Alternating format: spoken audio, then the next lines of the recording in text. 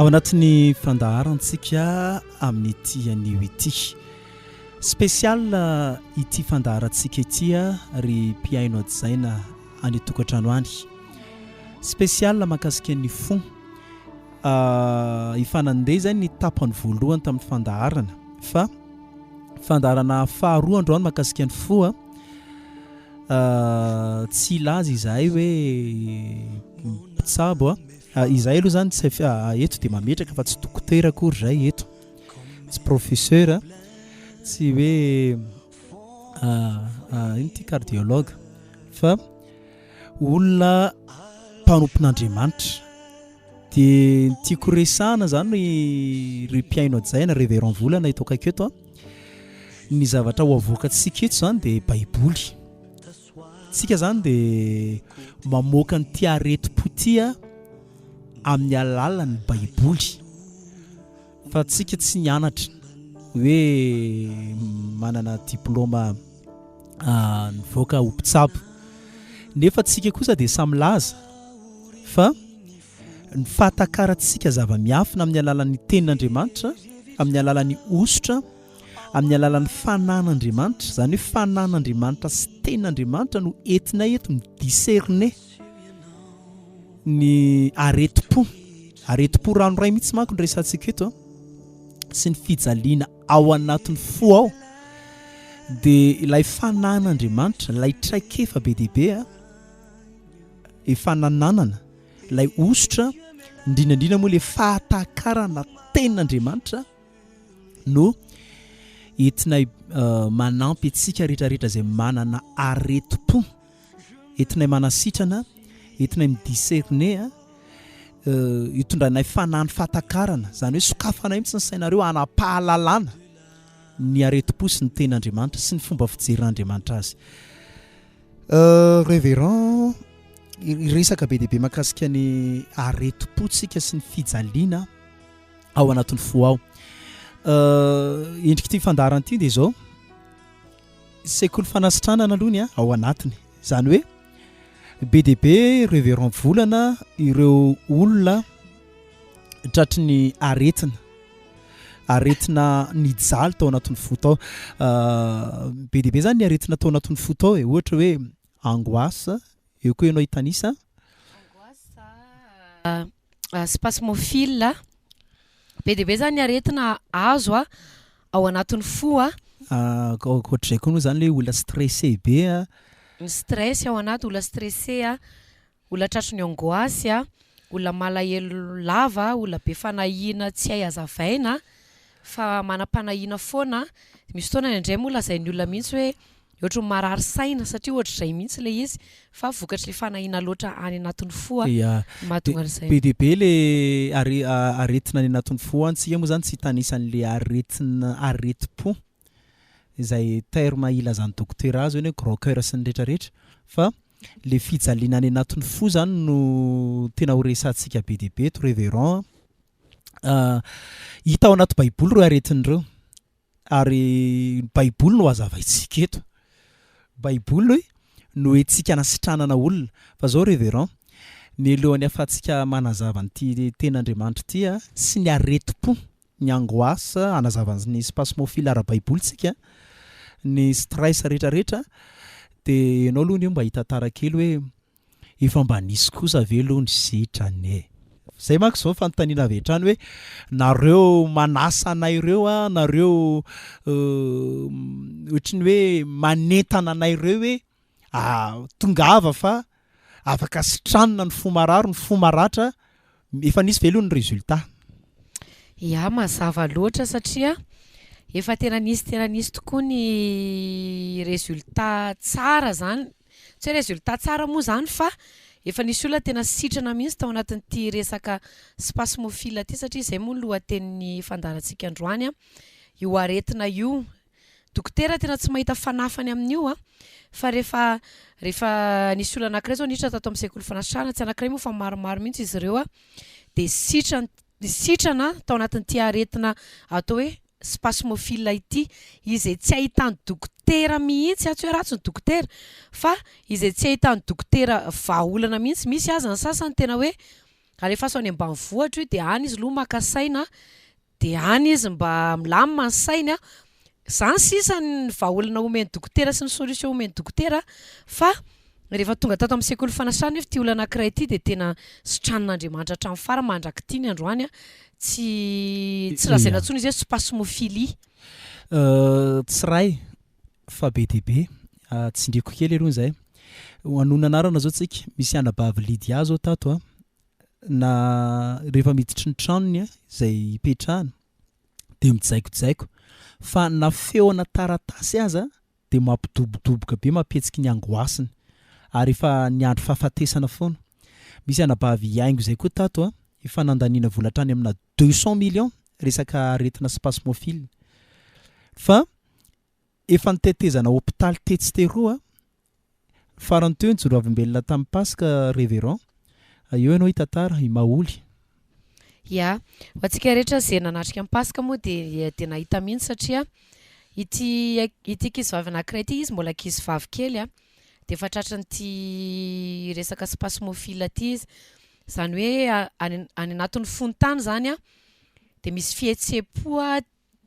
tsy hay hazavaina zany hoe ao amin'ny daholo ny aretina rehetrarehetra de voakitika koa tao anatin'ny fo tao de nanomboka nisy tahotra be tao anatiny tao satria ohatrohatr'izay moa zany ny fetomboan'le izy de manomboka natahotra be izy de nanomboka midobodoboka ny fo de tsy matory amin'ny alina de taitra tampoka de any amin'ny sasakalany taitra tampoka tsy fatra hoe inona no mampataitra anazy kanefa isaorana ny tompo fa rehefa nidra tato amin'ny sekoly fanasitranana izy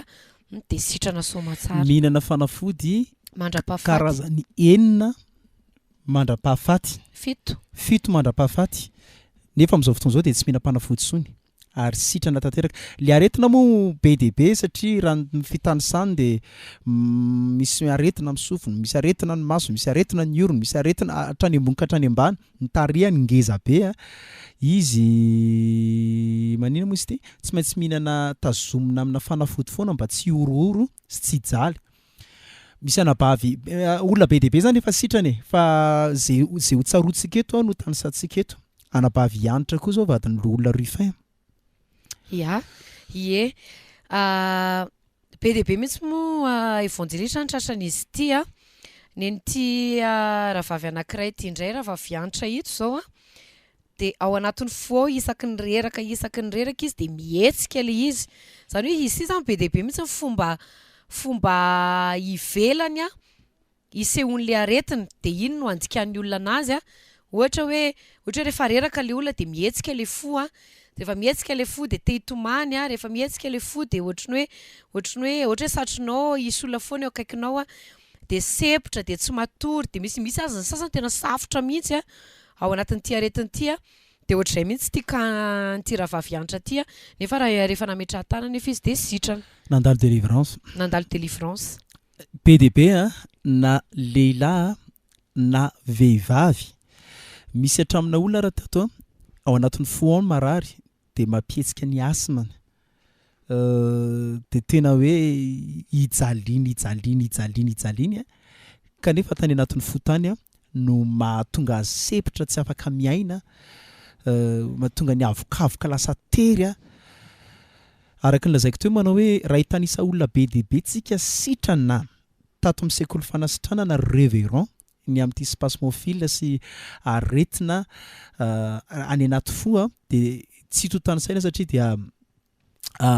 betsaka anankiray koa zao Momban'Ny tratran'ity aretina ity koa fa sitrana ka tsy tanisan'le olona sitrana aloha zany tsika zao na de efa nitanisa ihany aza fa andao tsika iroso amin'ilay aretina dia aretina ao anatin'ny fo ny bokin'i Jeremia avy hatrany foana ity toko sy andiny ity foana aloha zany no etsika miainga na de efa mitapany faharoa ary tsika amin'ity fandarana ity Jeremia toko fa 7 amby folo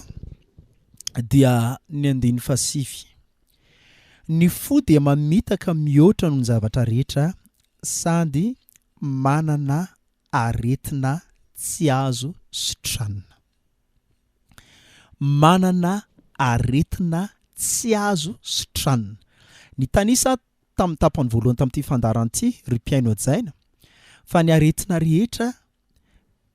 dia mety nahitana fanasitranana ihany. Fa ity fikorotanana ara-pihetsepo ty dia tsy hita tao ninina. Ny olona anankiray zany reveron rehefa mihetsika izay le areti-po, lay aretina tsy afaka sitranina ao anatin'ny fo ao tsy hoe fidanana vorotsiloza izy atao vorotsiloza ny loka, dia iny de calme ilay angoisse. Vao mahita an'iny zany le angoisse tonga de mijanona. Wow! Matsiro izany atao bebe menaka de sitrana. Tsy izay akory. Na hoe mety afaka atao ihany hoe andao ianao entina mijery spectacle. Fa ny tena olana raha any am-pijerevana spectacle indray izy matsiaro teto mihitsy ny onanay voalohany. Izay le hirana ny rainy tamin'ny mariazinay.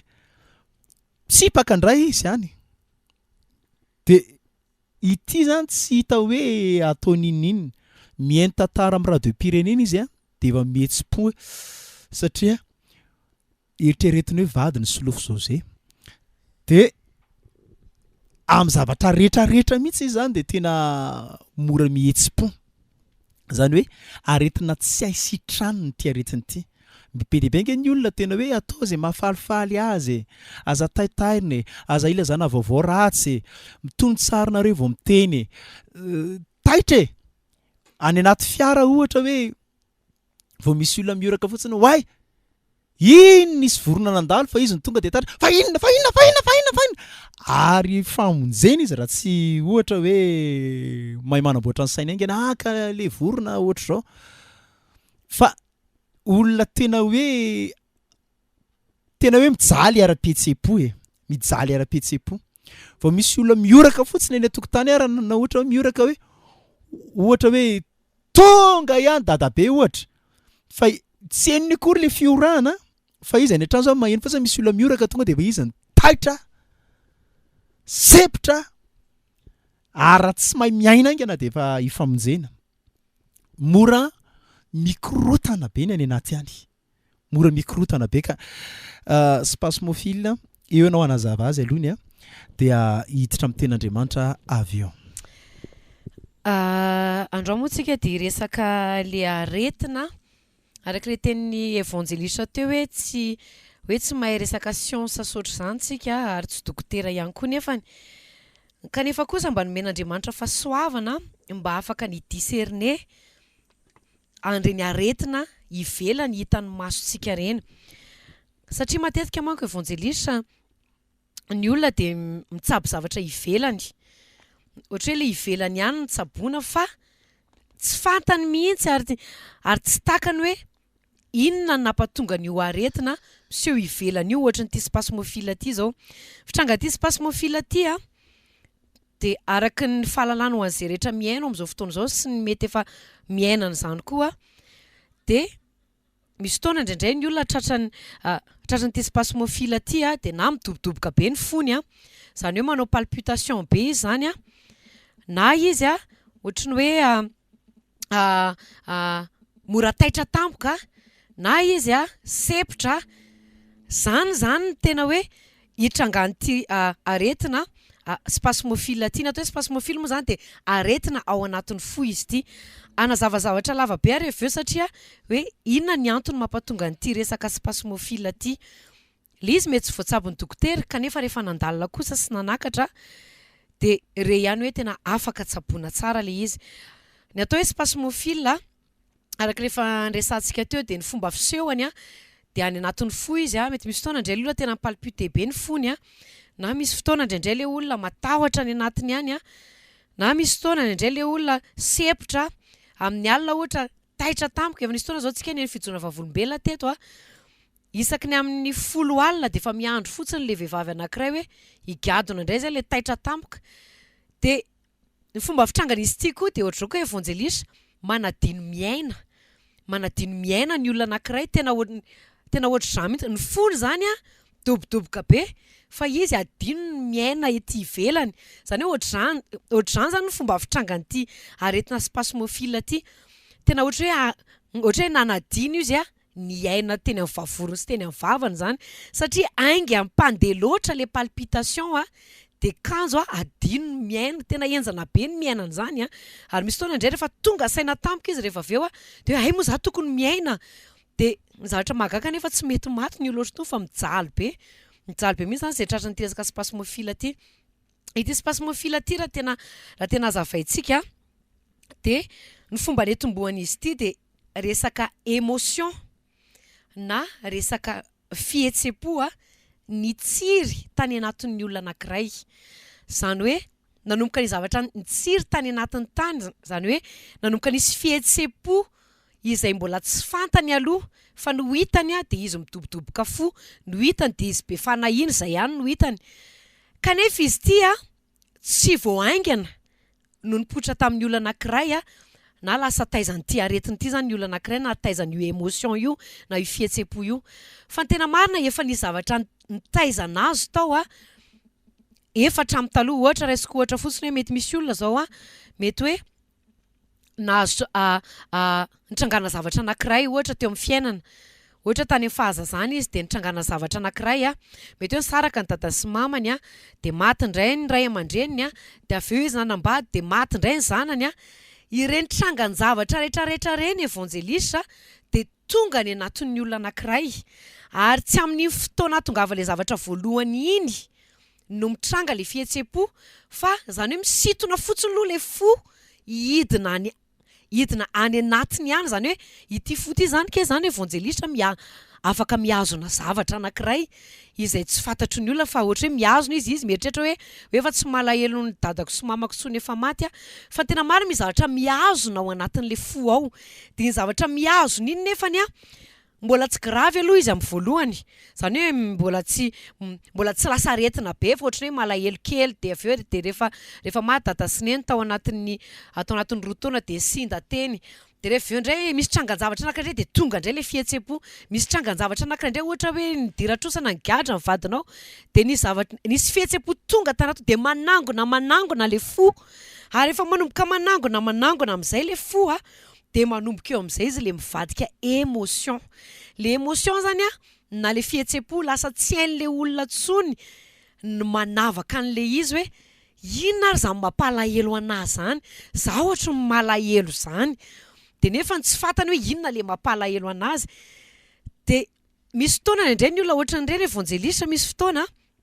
ohatra ny hoe tampotampoka eo efa ray aman-dreny efa maty efa tany amin'ny 10 taona lasa tany malahelo tampoka ny dadabeany sy ny bebeany tampoka zany izy nefa tsy ahoany eo fa satria niangona le fihetsepo niangona zany le trangan-javatra rehetra teo ary efa nomboka feno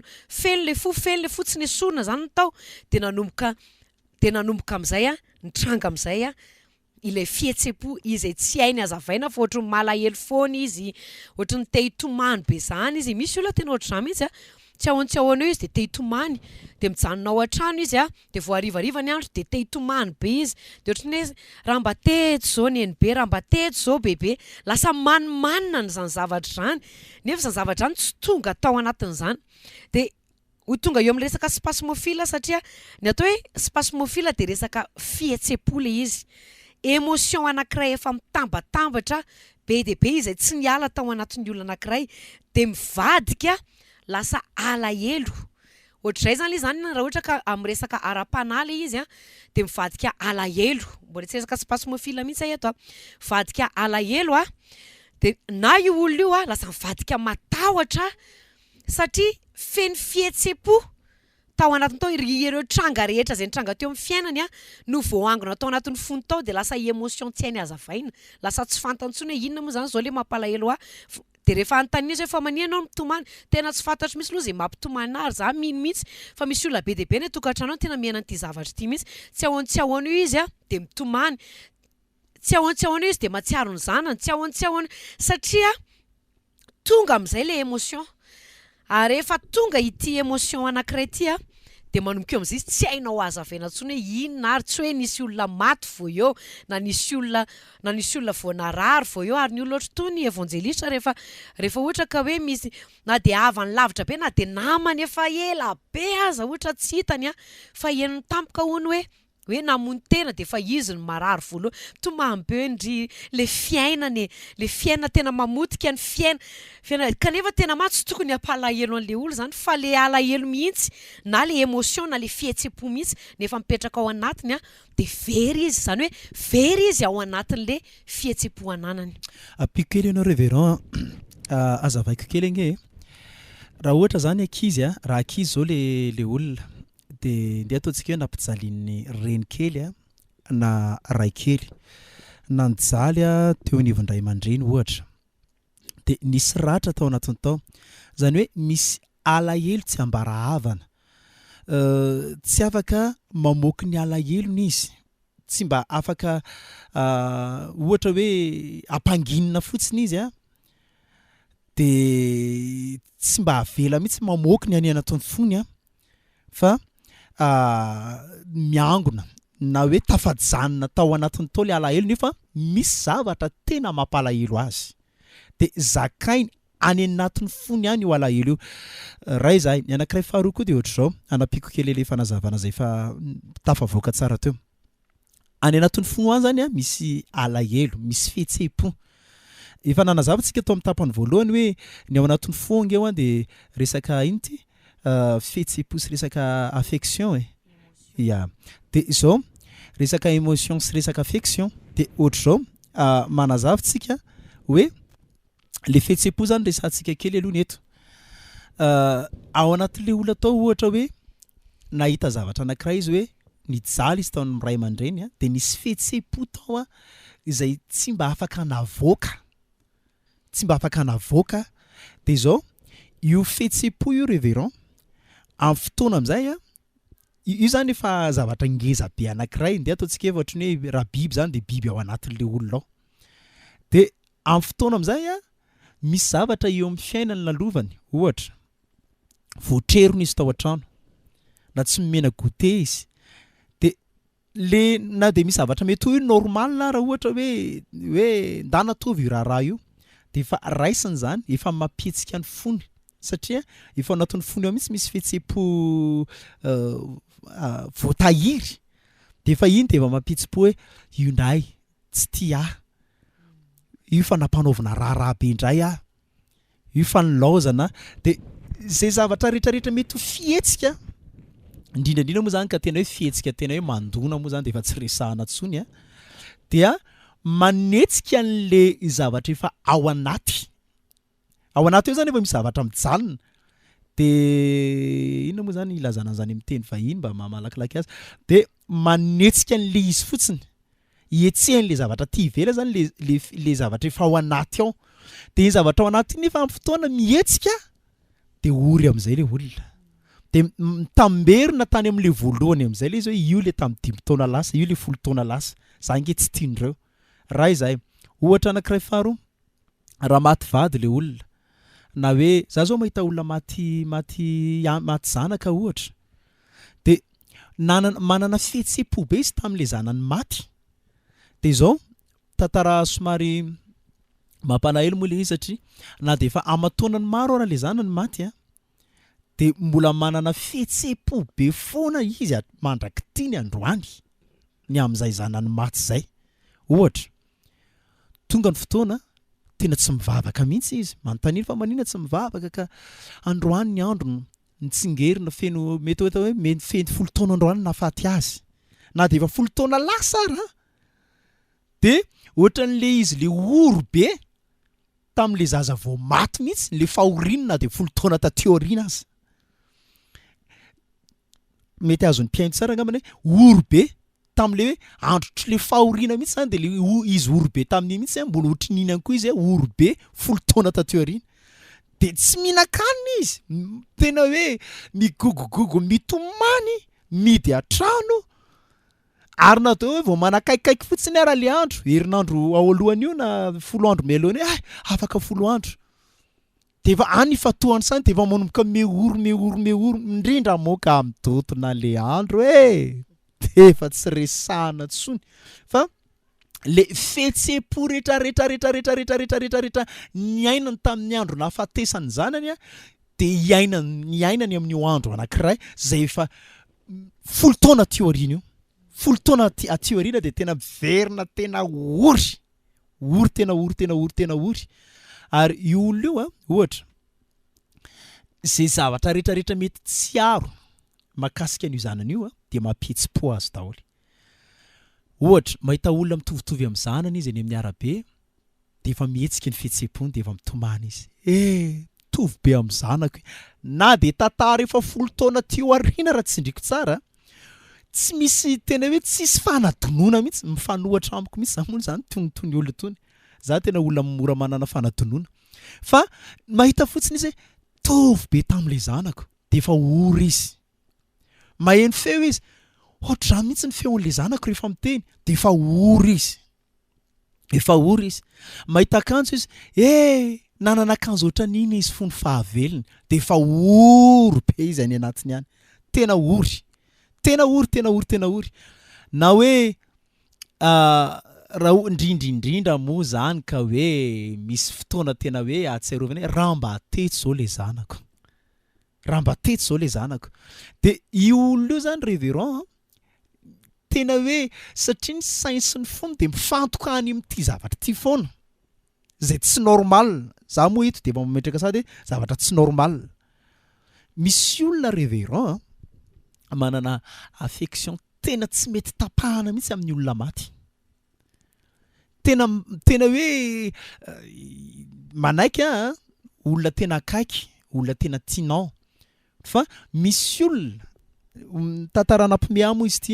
dia azo avaiko kely ohatra hoe Samson zao inefatra ny fitahany Delila ny bokin'ny mpitsarany. Inefatra vao fitaka. Aiza ho samy misy ny herinao ndrity ty manafinafina. Ina mampifankatia antsika raha fempenonao zany zavatra zany. Dia teny elony raha fatorana tady vaovao ohatra zao fitahany Delila. Efa nisy Filistina ny afina tao an-trano. Faharoa raha sina tenina fito ny fotoboloka. Fahatelo raha tady vaovao ohatra zao indray na matorana imbetsaka efa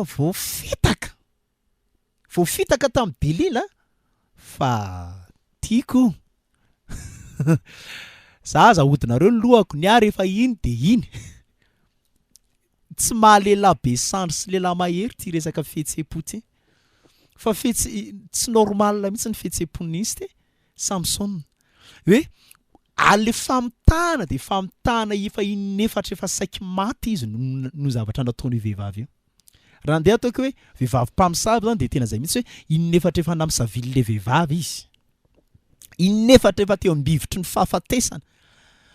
Fa za ny ary efa iny ny tiako dia tiako. Ary ny afarany ara moa Delila mihitsy natonga ny masony rojo zamba natonga azy tena kilalao amin'ny Filistina.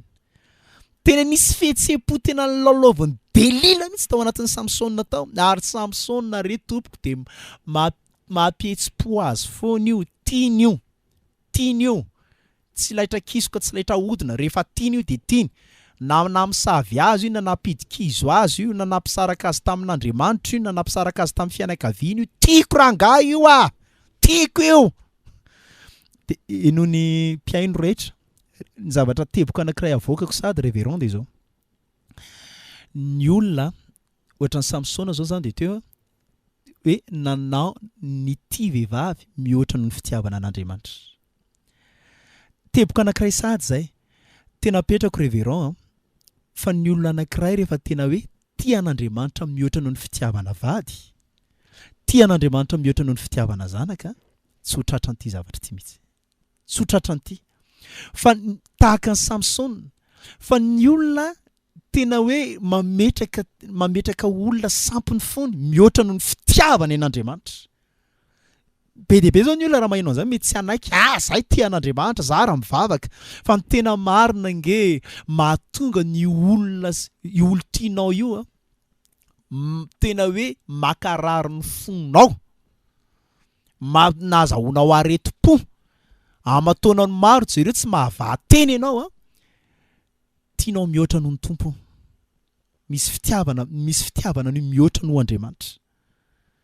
Fa raha ny olona anankiray tena tian'Andriamanitra mihoatra no fitiavana ny zavatra rehetra toy any tantara. Zay zany le spasmophile sy le aretim-po fa anazavazavatra anankiray de izy ity zany alahelo ary lalaoviny de voly amina resaka alahelo le olona. Apetrako tsara lalaoviny de voly amina resaka alahelo. De misy tsy afaka alahelo mihitsy. Tena hoe tsy be fitserana amin'ny tenany isahay moa mahantraka. Raha mba zah zao mba zanak'olona ambony, raha mba zah zao zanaka vazaha,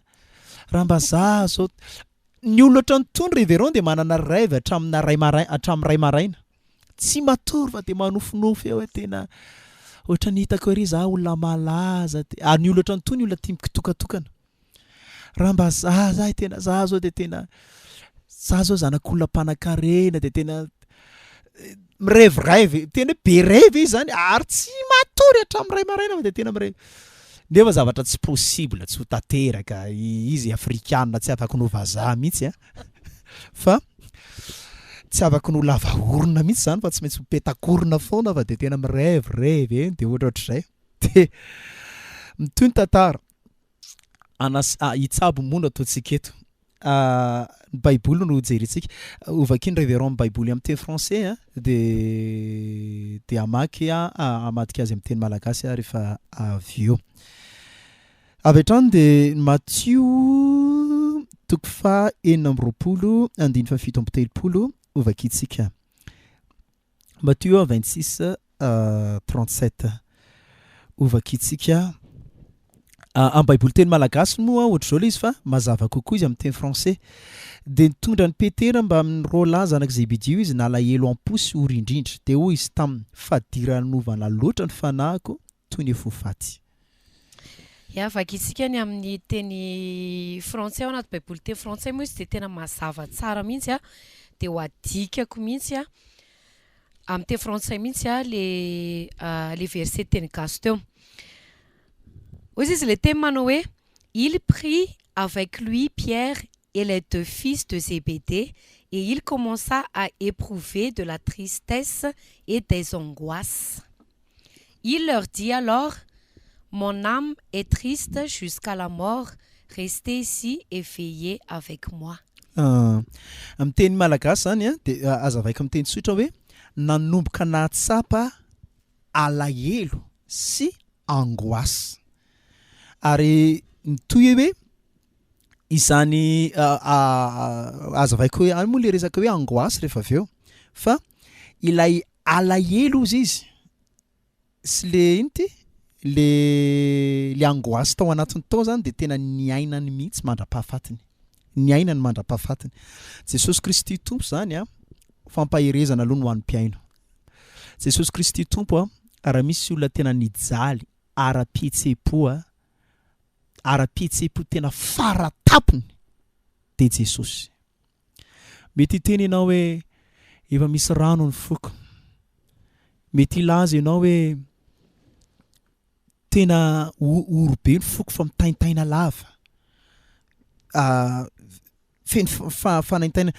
misy ten'Andriamanitra koa nge anampiana zay de azavaintsika miaraka rehefa avy eo Isaia 3:10 de tsy manina fa vakiko amin'ny teny malagasy de vakina amin'ny baiboly teny français de avadikitsika amin'ny teny malagasy ihany rehefa avy eo. Isaia 53 dia ny 17. Isaia 3:17. Natao tsinitsina sy ny lavon'ny olona izy, lehilahy be fanaintainana sady fantatry ny faharariana izy ajanko. Amin'ny teny français? Amin'ny teny français izy manao hoe méprisé et abandonné des hommes de douleur et habitués à la souffrance. Lehilahy natao tsinitsinina sy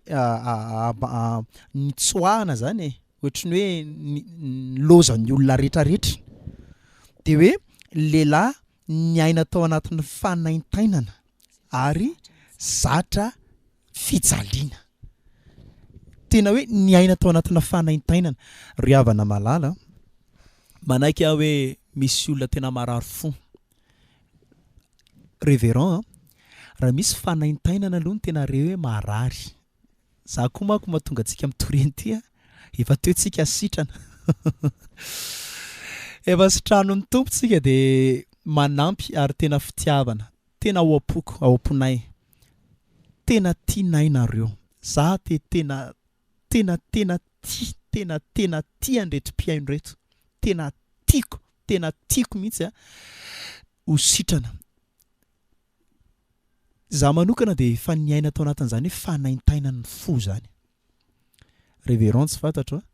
mety nahita de sitrana. Fa tena hoe niaina tao anatina fanaintainana ny fo. Fa mafy be le hoe fanaintainana aretinify mafy be le hoe fanaintainana areti-tsofina fa mafy lavitra révérend le fanaintainana any anatina fo. Tena rehefa ampijalian'ny fihetsem-po zay de tena fanaintainana tena tsy hay aretana. Tsy hay iaretana. Ohatra kaiky moa meko ohatra foana hoe anontany tsara nge reny ankizy ny lozan'olo tiana reny. Fa aza mba marary mpitiavana ihany rakizy teknisianina fa tena vadibadika tsy matory amin'ny alina, tsy mahina-kanina. Ahoana reo fomba anadinoko an'iny? Tsy haiko mihitsy ange manadino azy. Misy fanaintainana tena tsy hay hazavaina any anatin'ny foany. Tsy hay hazavaina. Ka tiako izy. Marina fa tena mpijaly ny foko loatra ianao Arbolida. Tena mijaly ahy. Vitanao ve? Amon tena.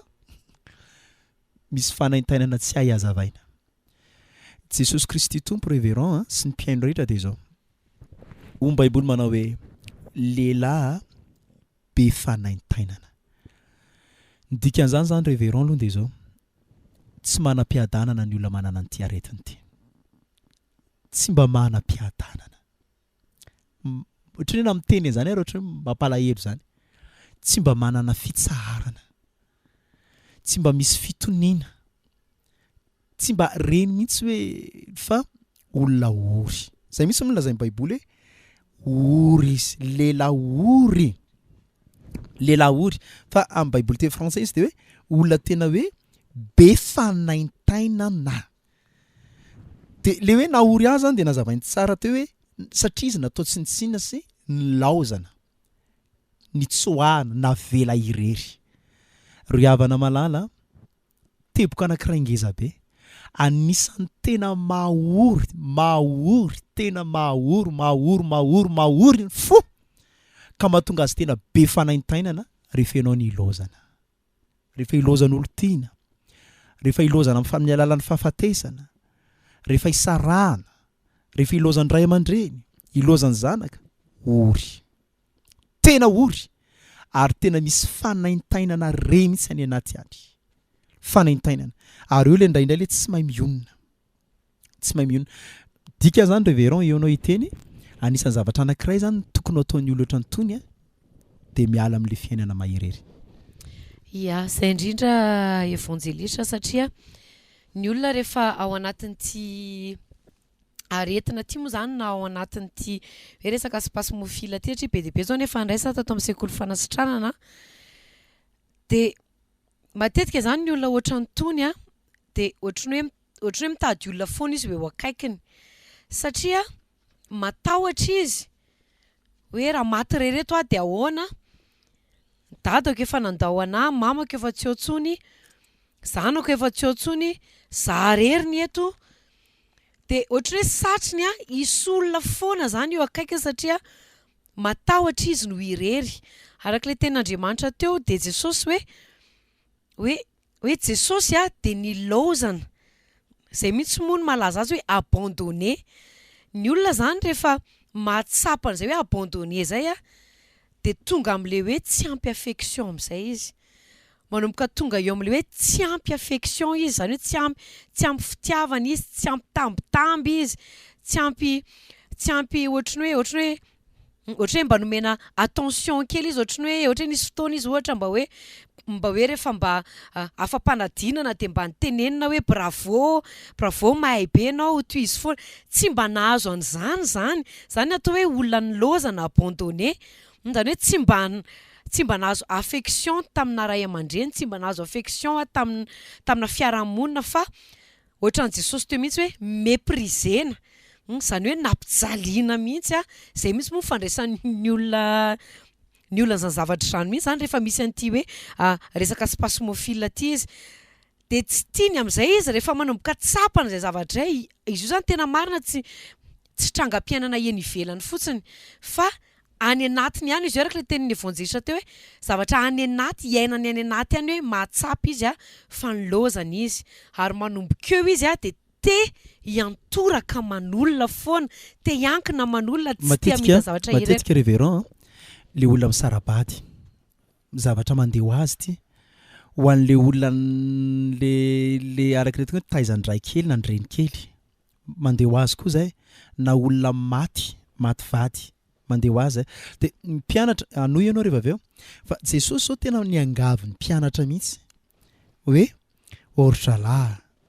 tena fahadiran'ovana loatra nge ny fanahiko izay mbola ho adika antsika koa rehefa avy eo zay fa ozy izy hoe mba miaro tory amiko ny olana dia zao efa tena nijaly be anaty izy ny mpianatra koa mbola loza ny mpianatra matory, zany hoe raha Jesosy lefa tena oro loatra iny mihetsika daholo ny angoasy ny alahelo ny rehetrarehetra tokony mba hoe nisy mpianatra zany toe mba niaraka ny fanosona tamy, mba niaraka ny faly niara oro tamy ny mpianatra koa natory. Aorianan'izay namadika azy koa Jodasy, nanda azy koa ry Petera, ny hafarano moa dia Andriamanitra ray mihitsy no tsy nihaino azy tsony teo ambony azy fijaliana, tena hoe irery. Ary zao tsindriko tsara le teny teo hoe Jesosy Kristy tompo dia nitondra an'ity alahelo be ty mandra-pahafatiny netiny teo ambony azy fijaliana io. Ry mpiaino ajaina mahay micomprendre anao Jesosy, tena manana areti-po ve ianao, tena hoe ao anatin'izany aretiny zany koa ve ianao, tadidio tsara fa ny olona efa niaina tao anatin'le toerana ihany no mahafaka mahay micomprendre. Za zao tsy mahay micomprendre olona marary nify mihitsy satria za mbola tsy narary nify hatramin'izay na olona ahako mia rehefa misy olona milaza fa marary nify, fa Jesosy Kristy tompo dia efa niaina tao anatin'io areti-po niainanao io, tsy vao mitantaran'io ianao ao anaty vavaka dia efa fantany, tonga dia mazava aminy, vao mitarainany amin'io ianao tonga dia efa azony, tonga dia efa takany, ary vao tsy fantatro mety teny ianao tena mba azony tsara ve tena azony, ary afaka manampy ianao izy satria tafavoaka tamin'izany izy dia afaka manondro anao koa ny lalana ivoahana amin'izany. Ya, zay indrindra evanjelista satria ny olona ohatra ny tontsinina tato zao nisy vehivavy anankiray izay mihitsy tena hoe tsy mety mihitsy izy raha vao izy no mijanona irery, fotriny hoe satrony foana eo ny vadiny, satrony foana eo ny zanany, ary misy fotoana mihitsy ary izy tena niteny mihitsy hoe tonga dia ampiakaro ny trano fa aza misy miala atao trano ato fa rehefa manambady nareo dia ao ambony eo ihany mipetraka, dia manambady indray ny prêt-à-porter dia ao ambony eo ihany, satria tsy tia niala eo le olona satria mitaky an'izany ilay zavatra any anatiny ihany, le fihetsem-po any anatiny ihany zany mitaky an'izay, kanefa amin'ny fotoana nefa tsy tonga izay zavatra izay, zany hoe tsy manatanteraka an'le filan'le olona amin'izay le satria ny olona ohatra to manko evanjelista tena ohatrany hoe satriny le olona eo akaikiny hoe anao zay tiany mihitsy, tena anao zay tiany mihitsy, dia amin'ny fotoana vao tsy manao zay tiany kely fotsiny hoe tsy mahavita ny sitrapon'le olona spasmophilie zany dia tena eo amin'izay mihetsika le izy, ary misy fotoana ny indray hoe andeha hividy mofo fotsiny dia efa eo dia mihetsika le izy, to dia mihetsika le malahelo be, dia mihetsika le matsiarotsiaro, dia mihetsika hoe fa manina anao ny ela be tany, fa manina zao satria mihetsika le izy, mihetsika le émotion le fihetsem-po any anatin'le olona anankiray. Dia rariny be Jesosy raha niteny tamin'ny mpianatra hoe nareo ve izy dia tsy mba niaraka na dia ora iray akory mba niara niarotory niaraka amiko, satria fantatra Jesosy tsara zany teto fa tena mafy be le irery, mafy be zany le zavatra niainan'i Jesosy teto vokatry le fihetsepo na vesatra loatra tany anatiny tany. Io fihetsepo io manko evangelista de mitarika ny olona ho any amin'ny stress izy io. Ho any amin'ny resaka stress amin'ny teny gasy moa izy de hoe rarin-tsaina nefa tsy de azontsika tsara. Fa rehefa amin'ny tentsika hoe stress de mazava be le izy. Le fihetsepo mihitsy zany lasa mampatonga ny olona lasa hiasa saina amin'izay. De miasa saina ho azy, miasa saina rery ary Jesosy moa de nandalo an'izany mihitsy mbola ho azavain'ny evangelista izy rehefa avy eo.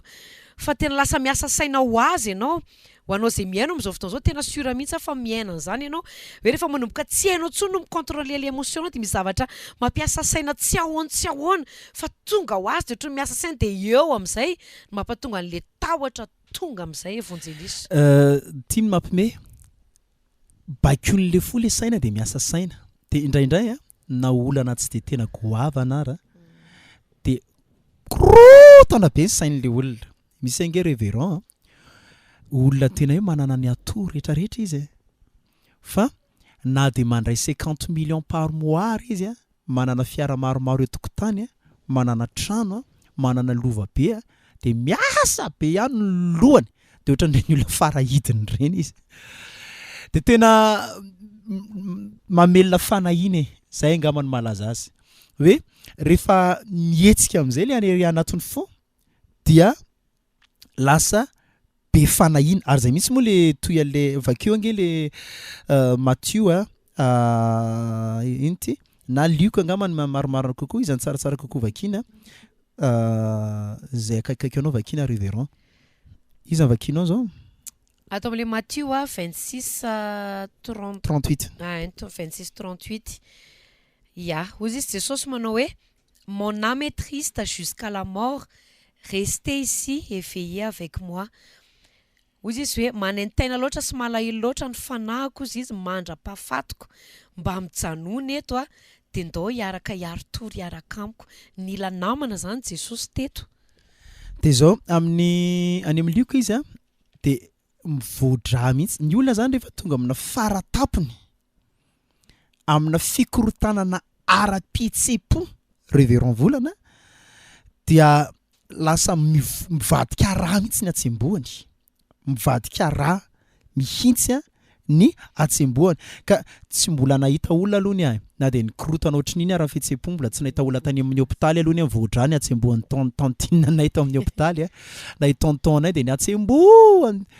tsembon-dratsy no hitako fa tsy tsembon-dra eo ianao maky azy ya zay mihitsy le ato amin'ny Luc satria izy tiako moa mazavazava kokoa izy zany rehefa amin'ny teny frantsay de ohatr'izao le teny ato hoe Luc 22:44 étant en agonie il priait plus instamment et sa sueur devint comme des grumeaux de sang qui tombaient à terre. Hoe nytenenina zany hoe tamin'ny fotoana ozy izy ny divan'i Jesosy farany tamin'ny fahafatesana de nivavaka aingakaingana izy ary ny atsembohany de nivadika vaingan-drà izay latsaka tamin'ny tany. Hitantsika tsara amin'izany fa tena stressé be Jesosy. Stress mihitsy io. Tena hoe nisy fihetsepo tena mafy be, fihetsepo be faratapony tao anatiny tao. Nijaly tena nisy fanaintainana be tao anatiny tao matoa efa lasa nisy vaingan-drà nivoaka mihitsy de hitantsika tsara zay mahatonga azy tena niteny mihitsy hoe esory amiko ty esory ny olona efa te hialo ohatran zany olona efa tena mijaly tsy hoe olona tsy manindry iza ve de hiteny amiko ohatra hoe esory amiko ty sery ty na ity gripa ity tsy teny an'izany mihitsy tompo esory amiko ty kapoka mangidina gripa ity fa efa tena mijaly tena misy fanaintainana tsy ahazavaina ary zay mahatonga le baiboly tamin'ny teny frantsay teo hoe ino ty resaka angoisse hoe tena nisy stress mafy be ozy izy niainy an' Jesosy ary nivadika fihetsepo tena hoe alahelo sy angoisse mafy be. Le angoisse moa révérend de hoe fanahina faratapony fikorotanana ara-pihetsepo mafy be tena hoe misy fikorotanana ara-pihetsepo mafy be mihitsy zany tao anatin'i Jesosy fanahina faratapony ka mazava be ho ale teo rehefa mikorotana ny anatin'ny fo de mikorotatsaina ho azy le olona lasa manana fanahina be na ny maromarina kokonko indraindray ny fanahina be koa mitondra fikorotanana ara-petsepo indraindray ny anatin'ny saina no mampivadika ny fo fa matetika ny fo no manakorotana ny saina de mikorotana de ohatrany hoe tsisy vahaolana tsony de ohatrany hoe tena olona tsy ho sitrana tsony de ohatrany hoe olona tsy ho tafavoaka tsony de ny fiainan'ny olona io révérend zay zavatra ataony am'izay manomboka eo de ataony vokatry ny famohizam-po zay matoy zay ohatra hoe matoy izy ohatra hoe tia olona be zao de ny fitiavana ny olona iny efa famohizam-pony ao ambadika iny mandeha mitsangatsangana de efa misy famohizam-po ao ambadika iny ary manaonao foana mihitsy ara indraindray mety mividy zavatra lafo be satria misy famohizam-po ao ambadika iny ny zavatra ao ambadika le zavatra rehetrarehetra fiaina zany de ohatrany efa misy famohizam-po ny olona tsy mahalala izy koa mety tsy mahafantatra fa rehefa discernena de zay zavatra mitranga zay mihitsy evangelista satria ny olona ohatran'ireny de lasa tianao foana satria le fihetsepo zany ny ao ambadika le fihetsepo de lasa misy famohizam-po ao ohatra hoe za efa tsy tian'ny olona tsony za efa narian'ny olona za efa de ile fihetsepo zany rehefa mafy be loatra ohatra ny ainan' Jesosy teo de rariny be Jesosy raha hiteny hoe esory amiko ty kapoky ty fa raha amintsika indray zany izy ka miatrika stress mafy be tsika de mampiteanao foana hoe ndao rangalo io tena idefolona de mampanaonao foana ary be de be mihitsy ny olona ndraisinay tato amin'ny sekoly fanasitranana ka tratran'ny ty fihetsepo ty na ty resaka spasmofila ty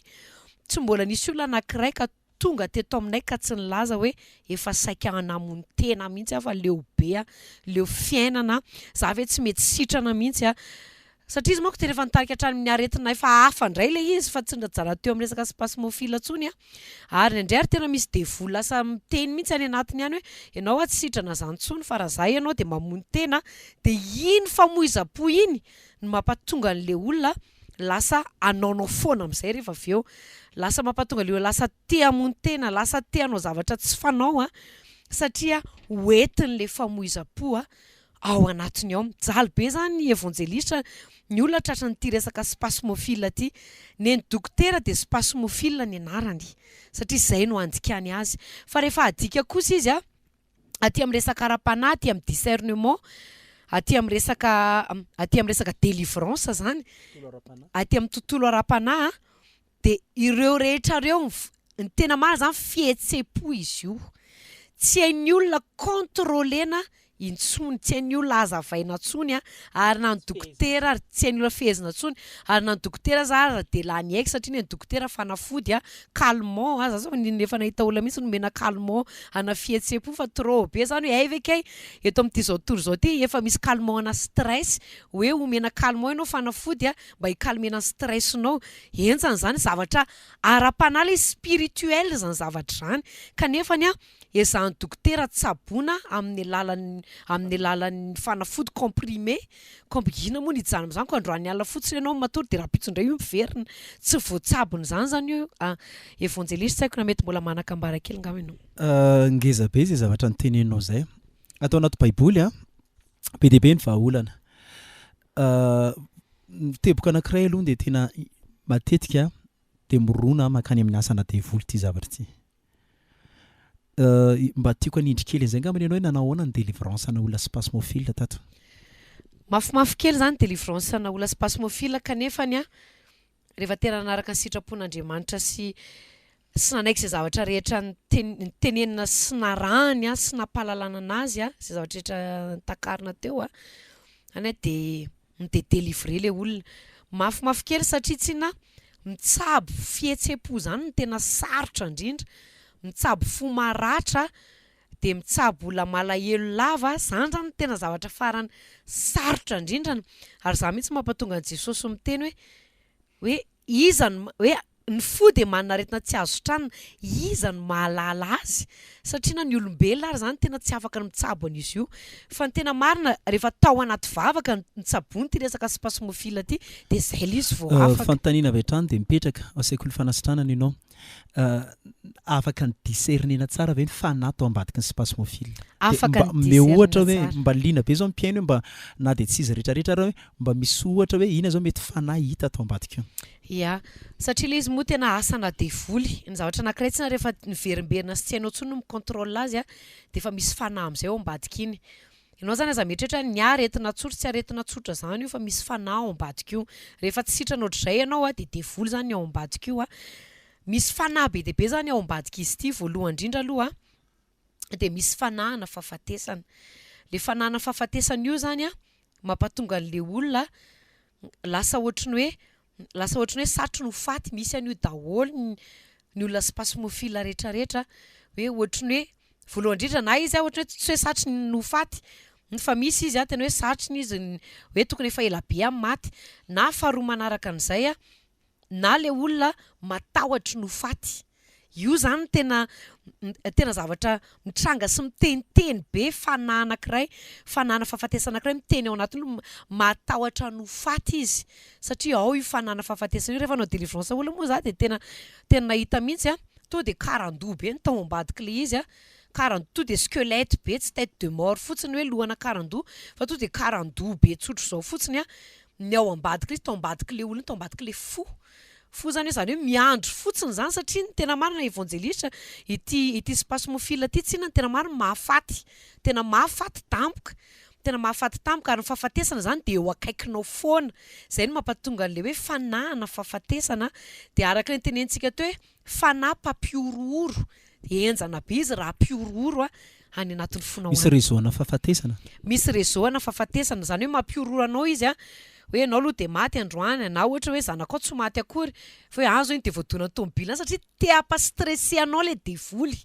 Satria mampatonga anao stressé de mbola devoly koa, mampatonga anao miady saina hoe aza hitako io zanako io ny kalasany, aza hitako io zao, mampatonga anao be fanahiana be, tsy hainao refesana sy tsy hainao contrôlena tsony de satria efa fanahy le izy, efa devoly mampiorooro any anatinao any. Be dia be ny fanahy tsy androany ihany tsika nitanisa fa aoriana kely ao. Anisany koa zany a ny olona ohatran'ny tony tsy mba mety manana finoana matanjaka zany.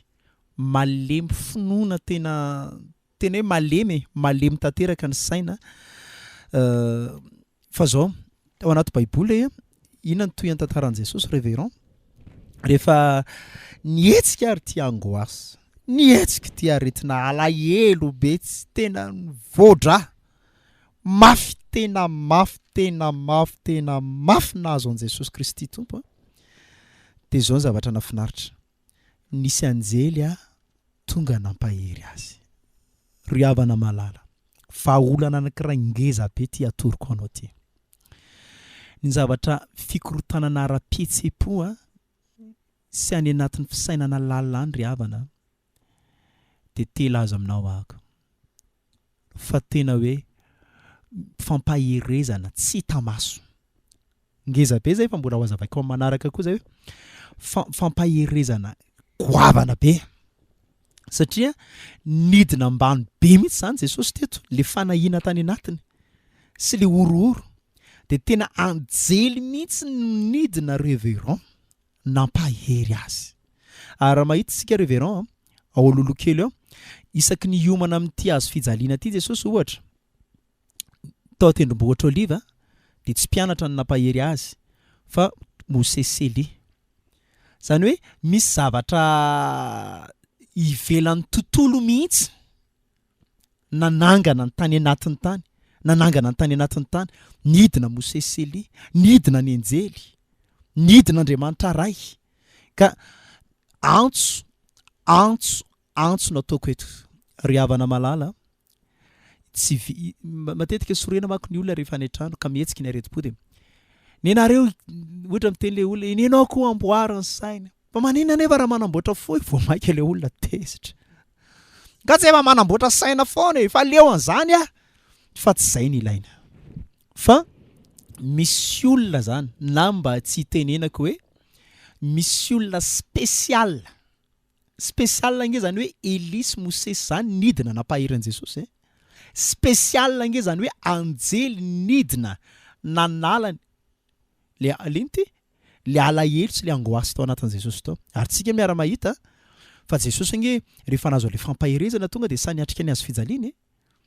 ary tsy olona hoe mbola nivoadrandray ny teo ambony azo fijaliana fa olona efa manana fahatanjahantsaina, olona efa nahery. Teny amin'izay izy hoe kapoaka ny meny ray tsy maintsy hosotroko va. Iza ny tadiavanareo? Za. Tena hita mihitsy hoe olona efa manana fahatanjahantsaina, olona efa nahery amin'izay, efa niala daholo amin'izay le fanaintainana tany anaty tany. Ry havana. Telazo aminao ahako. Fampahirezana amin'ny alalan'ny tenin'Andriamanitra, amin'ny alalan'ny fatakarana atao anatin'ny tenin'Andriamanitra ary mahavita an'izany dia mpanompon'Andriamanitra. Raha ohatra ka tsy mahita mpanompon'Andriamanitra ianao hanao an'izany, eto izay ianao an'izany. Ary antsoavo tiana sitrana olona be dehibe Jesosy amin'ny alalanay. Tiana sitrana olona be dehibe. Ohabolanako moa dia miteny an'izany tonga lany sofinao eny filazako. Fa ainao an'izay mahazo azy izy. Fahasalamana ho an'ny nofony rehetra zany fanafody ho an'ny nofo rehetra ny tenin'Andriamanitra. Ry havana. Nanao fikarohana be dehibe tamin'ny tenin'Andriamanitra ny tenanay. Ary tena hoe nanoka tena hitsabo ny olona marary fo. Tsy zavatra ampiasaintsika afa-tsy tenin'Andriamanitra zivavaka. Tenin'Andriamanitra no fitaovana entina ampiasaina ananganana, anesorana izany zavatra neny anatin'ny fonao. Vavaka no ampiasaina hanaovana délivrance. Be dehibe ny olona sitrana. Teny aminao toronao indray zao no sitrana. Jesosy Kristy tompo rehefa nahazo fampahirezana tamin'ny anjely tsangana amin'izay izy, nisotro ny kapoaka mangidy amin'izay izy. Ary tsy izy ihany fa be dehibe ny mpanompon'Andriamanitra atao anaty Baiboly. Andriamanitra i Davida ho soratra masina dia nampahery ny tenany tamin'ny Jehova. Ary Jesosy rehefa nietsika be le aretina atao anatiny tao révérend, dia inona nataony? Vao maika nivavaka angana kokoa na hoe mafimafy kokoa. Raha misy an'ity aretiny ity ny olona dia fivavahana ny vahaolana. Rehefa nietsika be le aretin'ny fanaintainana atao anatin'i Jesosy tao dia ny zavatra nataony vao maika izy nivavaka mafimafy kokoa. Vao maika izy niditra lalina kokoa tamin'ny fivavahana ary nandray fampahirezana tamin'ny alalan'ny anjely, tsy hitan'ny maso fa nisy hery nidina atao anatin'ny fampahirezana io. Ry havana, hitarika anao hivavaka izay. Ary hitarika ampahery anao izay, anao délivrance anao izay. Telo zavatra ampiasaintsika, ianao mivavaka, ampahirezana, ho délivrena. Ao anatin'ilay fampahirezana moa zany misy zavatra be dehibe ho ataonay amin'ny alalan'ny tenin'Andriamanitra, fananganana ny saina sy ny rehetrarehetra. Ho hitantsika eo anao zany, tsy ho sitran'izany. Ya. Sady maraparina fandarana ihany amintsika ray aman-dreny évangéliste. Ho antsika rehetra izay tratran'ity spasmophilia ity apahany kely ihany izay fa raha horohitintsika lava be izy ity dia tena lava be fa araka ilay fanaitana teo izay ho ampiko kely fotsiny hoe raha toa ianao ka tratran'ity spasmophilia ity na ty émotion na fihetsem-po tsy hainao contrôlena intsony, tsy hainao intsony no migérer an'ilay izy anatin'ny fonao any rehefa mahatonga anao lasa matahotra ny tsy hanambady, matahotra ny tsy hahita vady, matahotra ny tsy ho tafavoakany amin'ny fiainana. Zany dia fihetsem-po tonga any anatin'ny olona misy an'ity atao hoe spasmophilia ity tonga avy rehetrarehetra manantona sekoly fanasitranana afaka mivavaka ho anareo izay angataka feokira kely tsika eo amin'ny teknisianinao raha misy feokira malefaka ao hivavaka ho antsika rehetra any tokantrano any ny tenanay amin'izao fotoana izao ho anareo kosa mety mbola tsy fantatra hoe niavy spasmophilia sa tsy spasmophilia rehefa renao fotsiny hoe voakasika ianao tao anatin'le fihetsem-po rehetra teo, le émotion rehetra teo, le zavatra efa manomboka iainanao, le ozy isanao hoe za zany ohatra efa teo faty, za matahotra no faty, matahotra ny tsy hanambady, jereva eny an-dalana efa marary lavy, mitady ho fanina, efa mitady ho safotra tampoka, tsy fantatra intsony ty zavatra mahazo anaty tsy le spasmophilia ny important eto fa ile fanakaranao hoe inona ny zavatra mahazo anao tamin'ity androany ity ampiakarintsika kely ny feokira dia hivavaka isika.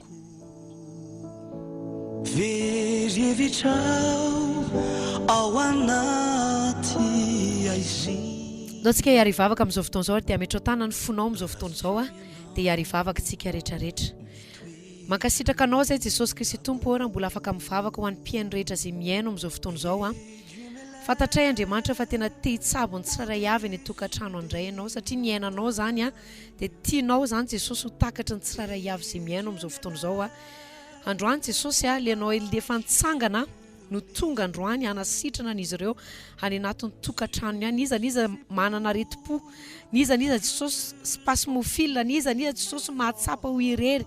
mahatsapa voailika nanana ratra Jesosy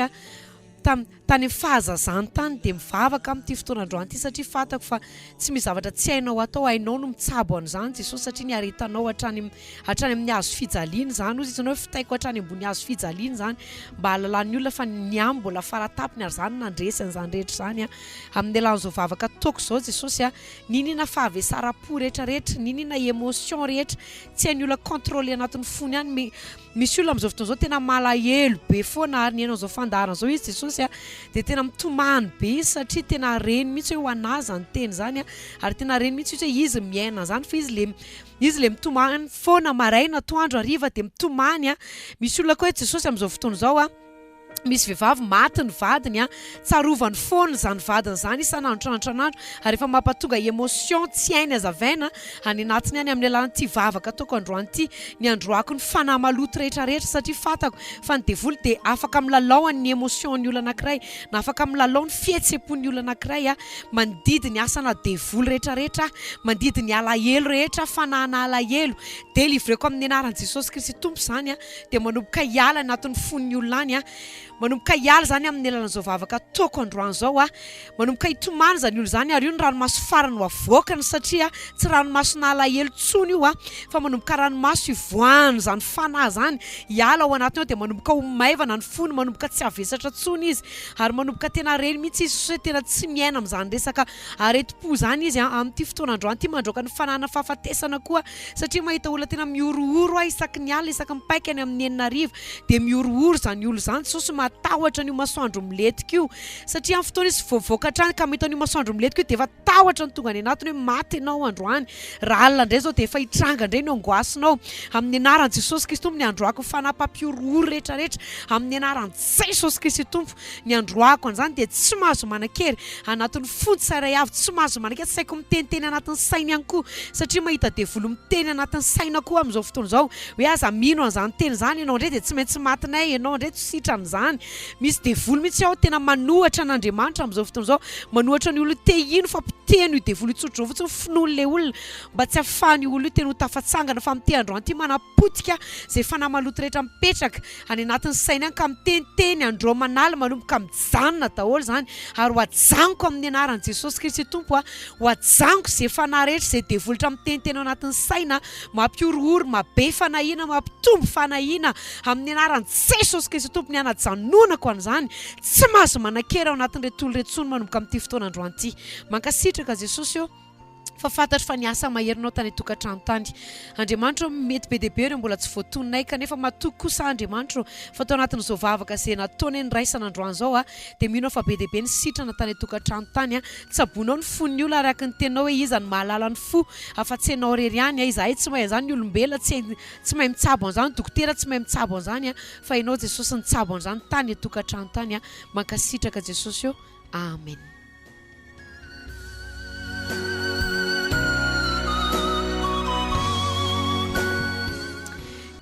Afaka manantona anay nareo amin'ny alalan'ny numéro téléphone teo izay averina farany dia farana ny fandarana atsoa malaky dia mifanantona andany fotoana be dehibe izay mandrapasitrana anareo ny fantatra dia tsy maintsy sitrana